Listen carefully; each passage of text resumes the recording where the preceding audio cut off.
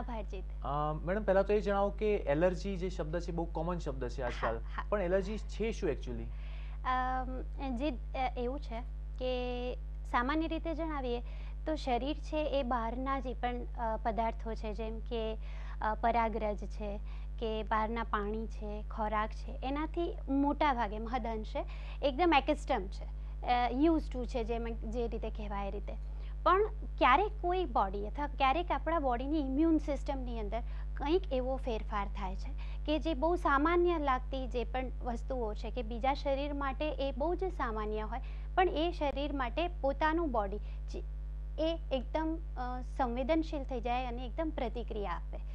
અને જે રીતે પેથોલોજીની દ્રષ્ટિએ હું કહું તો એમાં એવું થાય કે બોડીમાં સૈનિક તરીકે જે કામ કરે એ આપણા શ્વેતકણ છે. શ્વેતકણ છે એ જ્યારે પણ રોગ થવાનો હોય અથવા તો રોગના જંતુઓ અથવા તો વાયરસ કે એવું કોઈ પણ વસ્તુ હુમલો કરે ત્યારે એકદમ જ એ જગ્યા ઉપર અથવા તો આખા શરીરમાં વધી અને એની સામે રોગ પ્રતિકારકતા એક ઉત્પન્ન કરે.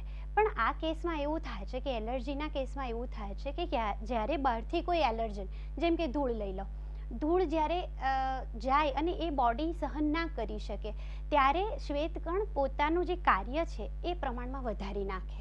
એને માસ્ટ સેલ કહેવામાં આવે છે. અને સાથે સાથે બેસોફિલ નામના જે શ્વેતકણ છે એના એક પ્રકારમાં બેસોફિલ છે, એ એનું પોતાનું કાર્ય જે છે અથવા તો એ પોતાની માત્રા છે એમાં વધી જાય છે અને આ રીતે બોડીની અંદર પ્રતિક્રિયા રૂપે એક આવો એલર્જી જે કહી શકાય એવા સિમ્ટમ્સનો સમૂહ કહેવાય અથવા તો એકાદ બે સિમ્ટમ્સ એવી રીતે ઉત્પન્ન થતા હોય છે. જી